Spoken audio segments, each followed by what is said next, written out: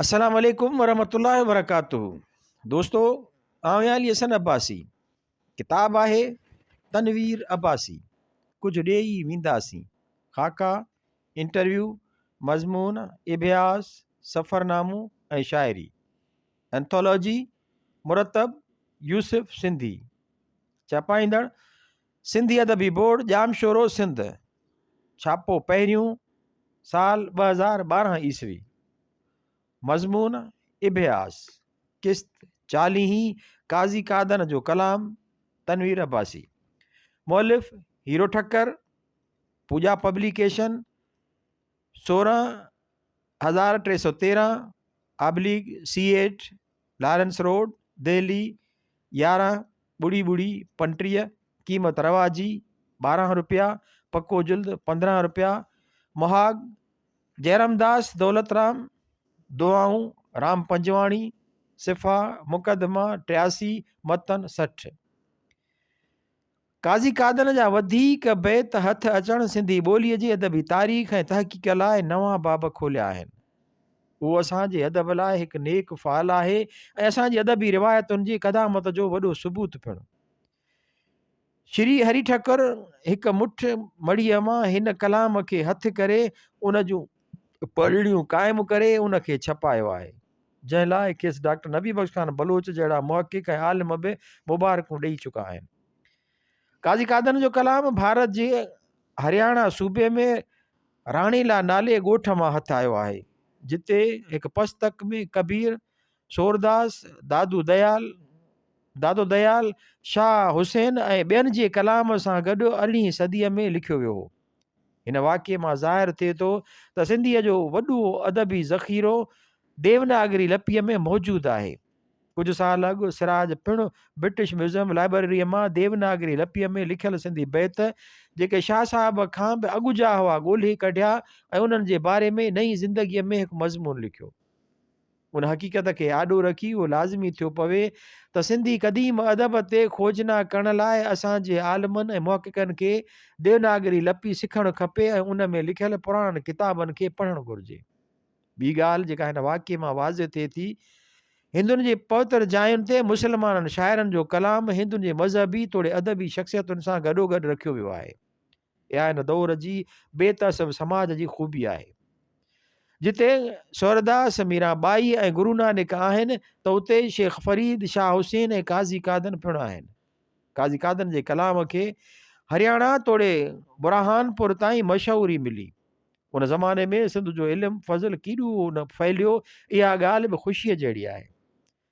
काज़ी कादन ते हीरे ठक्कर जी किताब छपजण सां ई अदबी माहौल में चुरपुर आई। सिंध जे मशहूरु मुहक़िक़ डॉक्टर नबी बख़्श ख़ान बलोच खेसि मुबारकूं ॾिनियूं। हू साहब तफ़सीली तबसरो कुझु वक़्त खां पोइ लिखंदो। डॉक्टर मेमन अब्दुल मजीद सिंधी काज़ी कादन ऐं काज़ी काज़न नाले जी सिहत ते बहस कयो आहे ऐं भगत गरधारी लाल लिखियो आहे त इहो कलाम जेको हीरे ठक्कर छपायो आहे सो माॻही मियां मीर जो आहे, न काज़ी कादन जो। उन्हनि सभिनी मसइलनि जी तहक़ीक़ ऐं छंड छाण लाइ डॉक्टर नबी बख़्श बलोच जे तफ़सीली मुहक़िक़ाना तबसरे जो इंतज़ारु रहंदो, जंहिंजे बारे में हिन साहिब हिलाल पाकिस्तान और छपियल ख़त में इज़हार कयो आहे। बहरहाल उन्हनि मसइलनि ते थोरी छंड छाण कजे त बहितरु आहे। काज़ी काज़न या काज़ी कादन, अवल सभिनी तारीख़ुनि में काज़ी कादन या काज़न लिखियलु आहे। डॉक्टर नबी बख़्श ख़ान बलोच पंहिंजी सिंधी ॿोलीअ जे मुख़्तसिर तारीख़ में काज़ी कादन लिखियो आहे, जेको डॉक्टर मेमन अब्दुल मजीद सिंधीअ जे लिखण मूजिबि बिना दलील ऐं बिना सनद जे आहे। डॉक्टर अब्दुल मजीद मुख़्तलिफ़ क़दीम किताबनि जे हवालनि सां साबित करण जी कोशिशि कई आहे त असुलु नालो काज़न आहे। हीरे ठक्कर जे बारे में हिन साहिब लिखियो आहे त हिन काज़ी कादन डॉक्टर बलोच जी तक़लीद में इस्तेमालु कयो आहे। हालांकि हरि ठक्कर साफ़ लिखियो आहे त असुलु हथायल कलमी नुस्खे में काजन लिखियलु आहे। उहो कलमी नुस्ख़ो जेको राणीला जी मुठ में मौजूदु आहे, क़दीम आहे, उन करे उन जे लिखजण जो वक़्तु बि काज़ी कादन खे सभ खां वेझो आहे। उन करे उन जी रिवायत खे ई तस्लीम करणु घुरिजे। मियां मीर जो मसइलो, भगत गिरधारी लाल उन्हनि शहरनि खे काज़ी कादन जा तस्लीम नथो करे ऐं लिखे थो उहे संदसि भाणे जे मियां मीर सिंधीअ जा आहिनि, जेके अञा ताईं भगत मियां मीर जे नाले ॻाईंदा था रहनि। हू साहिबु लिखे थो त पाण भगत हरिदास जो चेलो आहे। हिन साहिबु उहो बि लिखियो आहे त मियां मीर सिंधी काज़ी कादन खां मुल्की मसइलनि जे इख़्तिलाफ़ तां कावड़िजी पंजाब हलियो वियो। पहिरीं ॻाल्हि त दारा शिकू जो मुर्शिद मियां मीर सिंधी काज़ी कादन जो भाणे जो न पर संदसि ॾोहिटो हो ऐं काज़ी कादन जी वफ़ात वक़्तु 1 साल जो हो। हुन करे हिन जो काज़ी कादन सां मुल्की मसइलनि ते कावड़िजी पंजाब लॾे वञणु मुमकिन ई न आहे। ॿियो, मियां मीर सिंधीअ जो दौरु काज़ी कादन खां पोइ जो दौरु आहे ऐं उन वक़्त जी सिंधी ॿोली जेका असांखे मिले थी काज़ी कादन जे कलाम खां पोइ जी थी लॻे। काज़ी कादन जे हथायल बैतनि जी ज़ुबान मां ई लॻे थो त उहा क़दीम आहे।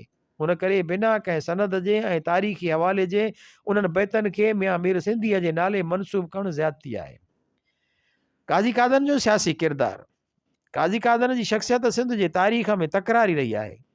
हू समन ऐं अरगुननि जे दौर में रहियो।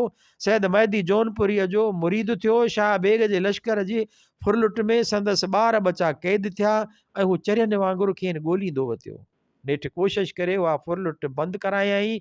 सैद हैदर सनाईअ खे संदसि मुर्शिद क़त्ल जी फतवा ॾिनी ऐं पाण ख़ासि सलाहकारनि मां हो। काज़ी कादन जी शाइरी ऐं संदसि सियासी किरदारु ॿ मुतज़ाद शयूं आहिनि। पर अहिड़ा मिसाल ॿिया बि आहिनि जो कि बुलंद पाए जा शाइर सियासी तौर ते बिल्कुलु ई उबतो किरदारु अदा करे रहिया आहिनि। ग़ालिब जो मिसाल आहे। इक़बाल बरतानिया जे शहनशाह जो क़सीदो लिखियो ऐं हिकु दफ़े जलियानावाला बाग में कोस कराईंदड़ माइकल ओडायर जी सॾायल जलसे में अंग्रेज़नि जी हुकूमत जी तारीफ़ में शेर पढ़ियो ऐं ख़ुदि असांजे दौर में बि मिसाल मिली सघनि था। काज़ी कादन जी शाइरी। काज़ी कादन जे शाइरीअ जे अभ्यास करण सां मालूम थिए थो त हू नंढे खंड जे शाइराणे रिवायतुनि खां पूरी तरह वाक़िफ़ हो ऐं उनजो ऊन्हो अभ्यास कयो हुआईं। हो त शरीयत जो साहिबु हो त शरीयत जो साहिबु पर तॾहिं बि सूफ़ियुनि वांगुरु किताबनि जे इल्म खे निधियो अथाईं। ज़ेरां ज़बरां आयतां किताबां जे पढ़ियई इहे सभाई सुख जा पिरियां न मिड़ई। पढ़ंदो पए वियो कूड़े लख कराण लखी लोक न सघियो पाणी अंदरि पाण। काज़ी कादन जे शाइरीअ में केतिरा अहिड़ा मौज़ू आहिनि जंहिंजी रिवायत हिन वटां ई शुरू थी आहे ऐं उहे मौज़ू अॻिते हली सिंधी शाइरनि जा पसंदीदा मौज़ू थी पिया। शाह लतीफ़ ऐं शाह इनायत त उन्हनि मौज़ूअनि ते सॼा सुर लिखिया। करायल जे हंज जी अवाइली सूरत काज़ी कादन वटि इजा हीअ आहे। दरपूरा से घुरां हक़ीक़तां हंज कोड़ी हंधा कुण चगुन सिर पाणीअ जे मंझि। कल्याण जे वेद ऐं वाढोड़ जी इब्तिदाई शकिल बि काज़ी कादन वटि मिले थी। एॾा अंदरि माह ॿाहिरि धिक न पधरा वेद करींदो दां पसां से वाढोड़िया। काज़ी कादन हिन बैत में ससुईअ जो नालो त न खंयो आहे पर उन जो पस मंज़र ससुईअ पुनूअ जो दास्तान थो भांइजे। लॻी वञा पेर दाहां कंदी डुंगर सोई सजण मेड़ जहीं हुयूं ॾखिणे। साॻी तरह बैत 34 35 में रामकली जोगियुनि ऐं बैत 60 61 में मुल्ला ऐं बैत 72 में ॾहेसर जो ज़िक्र आहे। उन्हनि मौज़ूअनि ऐं मज़मूननि जंहिंजी काज़ी कादन शुरूआत कई इहे सदियुनि ताईं सिंधी शाइरीअ ते असर अंदाज़ रहिया। ईअं थो लॻे त ससुई कल्याण करायल रामकली सोरठ ऐं क्लासिकी शाइरीअ जा ॿिया सुर काज़ी कादन जे शाइरीअ खां मुतासिर थियल आहिनि। काज़ी कादन जे शहर जो घाड़ेटो। दोहे ऐं सोरठे मां बैत जी इर्तिका जा इब्तिदाई उञाण पिणु काज़ी कादन जे शाइरीअ में लभनि था। दोहा चंद काज़ी कादन वटि आहे। जीअं जिते संसार सच सां सेजा साईं साण होए तो पधर ही ॿेड़ा तरे जे थां नेर न कोए। सोरठा छंद जा मिसाल पिणु मिलनि था जिन में काफ़ियो ॿिन्ही मिसराउनि जे विच में थो अचे। सेणा हंधो सॻियो पपीहो आयो लिखी लोक न सघियो असां ॻाल्हायो। दोहा सोरठा मेल जा मिसाल पिणु आहिनि। सची साईंअ सां तूं मकर कूड़ी कूड़िया जे थो मुंझ हियां वो सभु कली परखणो।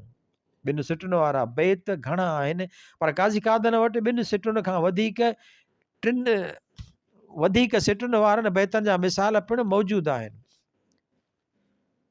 सच प्यारा साईनिया साईं सच सहाय, सची मंगल न धोए, सची सिरप न खाए, सच समुंडां सर चढ़ी, कूड़ कखाई बाहि, जॾहूं कॾहिं कूड़ खे ॾींदो सच सजाए, तूं आधार संदरा तूं तूं तूं अॾाऊं अॾ, तूं अखियुनि में तूं ई अंदरि हॾ, ॻल लॻी ॻाल्हि चवां केही हाजत सॾ।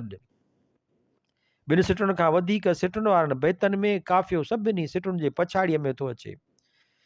काज़ी कादरनि जे हथ आयल बैतनि मां हेठियनि बैतनि में संदसि मुशाहिदे जी कुवत, असलियत ऐं फ़िक्र जे बारीकियुनि जा उहिञाण मिलनि था।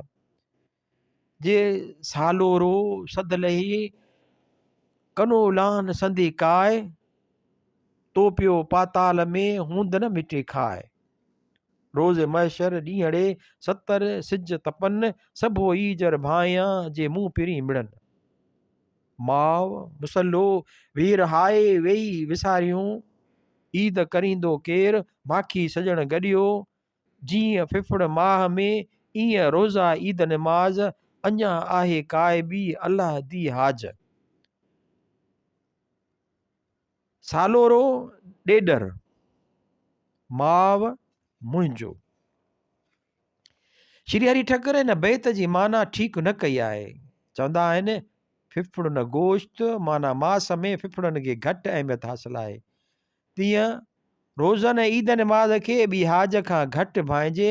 हिन जो मफ़हूम शाह लतीफ़ जे बैत ई पिणु चङो कम सां मिली थो अचे।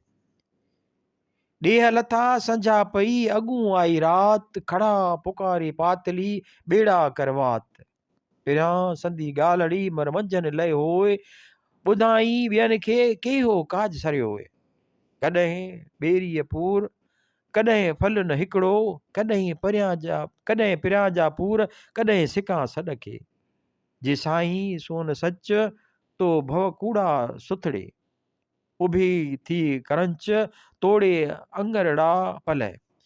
मथेरियल बैतनि जे अभ्यास करण सां मालूम थो थिए त सिंधी शाइरी काज़ी कादर जे दौर में एतिरी रचियल ऐं तरक़ी याफ़्ता हुई जो उन में ॻूढ़ा ऐं पेचीदा ख़्याल, भांत भांत जा मौज़ू, मुशाहिदे ऐं मुताले जा नतीजा अची थे सघिया, ऐं फ़लसफ़ियाना तोड़े सूफ़ियाना, भक्ति तोड़े वेदांत जा मज़मून समाइजी थे सघिया। शाह लतीफ़ ते काज़ी कादर जो असर हर शाइर ते पंहिंजे इब्तिदाई दौर में ख़ासि अॻु जे मशहूरु शाइरनि जो असरु पवंदो आहे कि अदबी रिवायतूं हूंदियूं आहिनि जंहिंजो बुनियाद के शाइर विझंदा आहिनि त ॿिया वरी उन रिवायतुनि खे संवारे सींगारे छिले घड़े फन जे बुलंदियुनि ताईं पहुचाईंदा आहिनि। काज़ी कादर, शाह करीम ऐं शाह इनायत जी रिवायतुनि खे शाह लतीफ़ पंहिंजे फ़न सां सूधे संवारे छिले घड़े चोट ते पहुचायो।